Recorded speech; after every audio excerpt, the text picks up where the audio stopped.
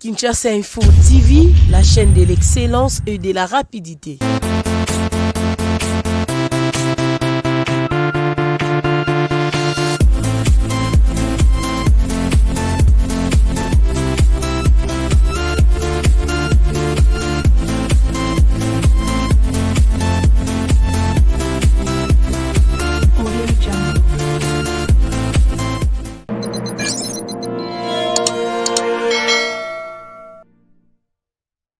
C'est un réel plaisir de prendre la parole ce jour à l'occasion de l'ouverture des travaux de la 6e conférence du réseau du Parlement africain, membre des commissions défense et sécurité, qui se tiennent à Kinshasa, la capitale de la République démocratique du Congo.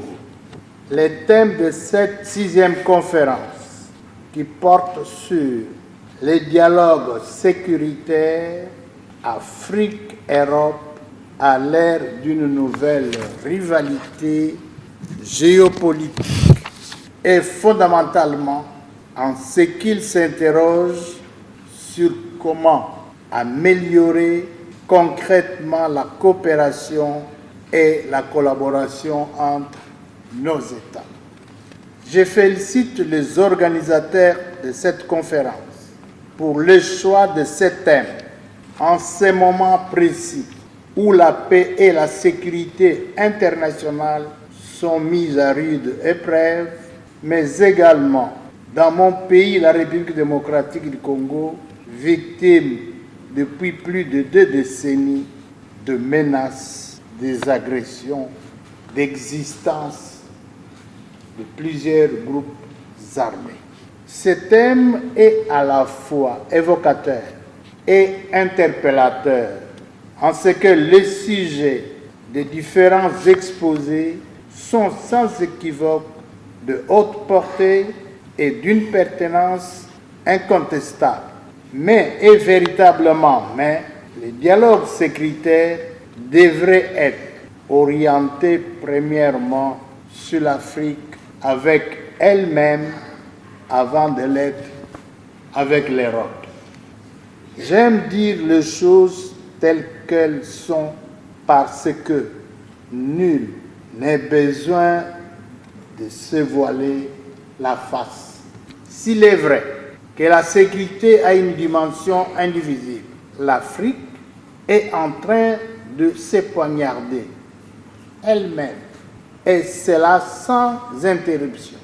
La République démocratique du Congo est agressée au lever du soleil comme au coucher du même soleil par des voisins qui sont censés être frères. Cependant, ils ont fait le choix de se tenir en ennemis comme si cette identité était un droit essentiel à leur existence exclusive, opérant ainsi notre pays un génocide à rebours. Le Rwanda a décidé d'être l'épicentre de la déstabilisation de ses voisins, plus particulièrement la République démocratique du Congo. Attitude qui n'honore nullement l'Afrique. Les dirigeants de cette nation s'en prennent au fondement et à l'existence même de la République démocratique du Congo. Cet activisme de nos voisins est à la base de plus de 5 millions de morts, des milliers de déplacés internes, des femmes violées, des massacres de tous ordres, un génocide ignoré par la communauté internationale. Tous ces crimes odieux restent dans la mémoire collective des Congolais et des Congolaises de la République démocratique du Congo et qui ne sauraient être oubliés. Lors de la 11e conférence des présidents des parlements nationaux et régionaux organisée par le Parlement panafricain à Johannesburg, en Afrique du Sud, Du 1er au 2 septembre 2022, le Parlement congolais a indiqué que l'intégration africaine, la zone de libre-échange et la sécurité sont de vieux pieds.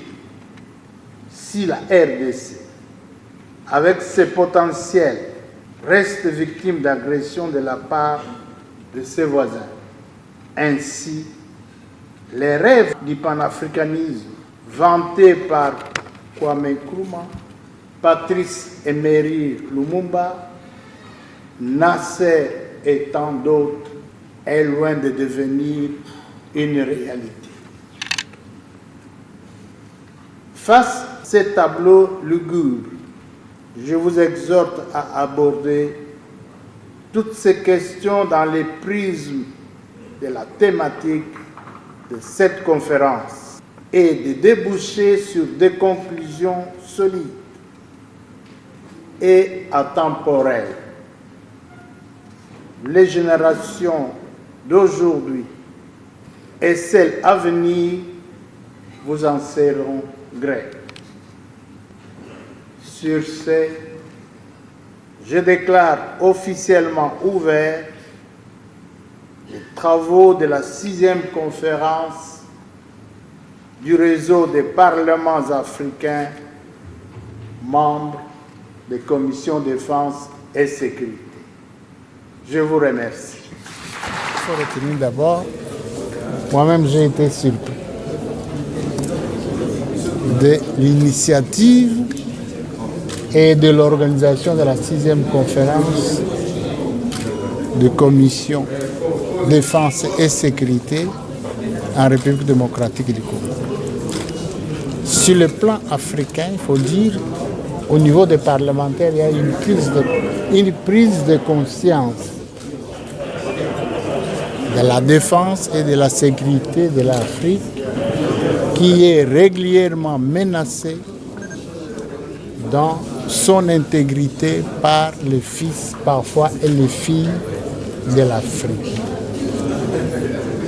Et ça, c'est une prise de conscience. C'est pour cela que j'ai demandé aux délégués de se pencher sur des questions réelles qui touchent à l'Afrique, tout en réfléchissant également sur les relations, les rapports que nous devons avoir avec l'Europe sur le plan sécuritaire. Je n'accuse aucun État, mais par moments, on trouve que des rébellions qui déciment et désolent nos populations sont soutenues peut-être par des partenaires extérieurs. Les coltans, c'est ça notre misère à l'Est, les coltans. Donc, je suis content. Je suis content de l'initiative et que ça continue ainsi pour le bien de l'Afrique. Il est un leurre d'imaginer un zeste instant de paix et de tranquillité sans aborder au mieux les questions de la défense et de la sécurité. Les nations de notre continent, notre Afrique, ne sauront assurer leur capacité à aborder avec sérénité les enjeux existentiels qu'en sondant le profondeur des vastes contours géopolitiques, stratégiques, mais aussi sécuritaires. C'est ici le lieu de reconnaître la portée de la convocation de la présente conférence, qui, à l'aube des attentes des fils et filles du berceau de l'humanité, s'est fait le devoir de pousser la réflexion sur la meilleure manière d'améliorer de façon concrète la coopération sécuritaire Afrique-Europe à l'ère d'une nouvelle rivalité géopolitique. La première réponse à toutes ces attentes se trouve dans le dialogue sincère qui impose à tous de nouveaux langages, de nouvelles conduites, des nouveaux mécanismes, j'en passe, et des meilleurs. Sans faux fuyants, ni faux semblants, je voudrais rassurer ceux qui nous ont conféré le mandat d'être leurs représentants et porte-voix que leur sécurité pour une Afrique stable et tranquille nous tient à cœur. Nous nous employons aujourd'hui, plus qu'hier, à trouver des solutions à ces questions d'extrême importance. Honorables députés et sénateurs, mesdames et messieurs, si tant est que plusieurs actions et formes de dialogue n'ont pas participé efficacement au renforcement de la cohésion sociale, à la récréation du lien social et au développement du sentiment d'intérêt général d'une façon aussi directe que l'ensemble des engagements et des actions visant à remédier à l'urgence sociale, il faut sans doute rappeler comment et pourquoi il serait malheureux et même dangereux de négliger à ce jour le nouveau paradigme sécuritaire entre l'Afrique et l'Europe. Il n'y a rien de plus concret et de plus réaliste que l'intérêt général. Il n'y a qu'à considérer qu'aucun continent ne saurait vivre en ermite pour se convaincre bien fondé d'une conscience collective et de l'intérêt à l'aborder. Tout le monde se doit de se sentir plus responsable. Je dirais même tout le monde se doit de se sentir plus responsabilisé de la sécurité de notre monde, car nous n'en avons pas deux. Tout le monde se doit de se sentir plus responsabilisé de la sécurité de notre monde, parce que l'obligation de plébisciter de bons rapports entre peuples incombe à tous.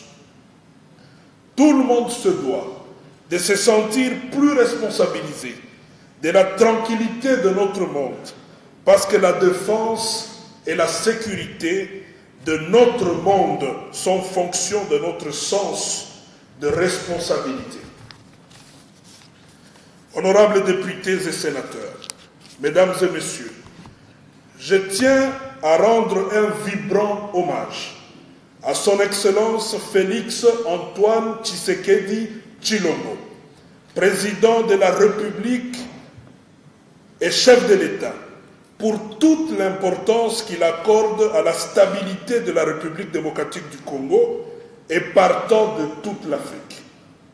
J'adresse mes remerciements à tous les invités présents à cette rencontre pour l'intérêt que chacun accorde aux présentes assises qui se tiennent dans notre beau et cher pays, la République démocratique du Congo. C'est donc avec un réel plaisir que je souhaite à tous et à toutes bienvenue à Kinshasa, capitale de la République démocratique du Congo, agréablement arrosée par le vent doux du majestueux fleuve Congo et de l'hospitalité légendaire de notre peuple. Je vous remercie.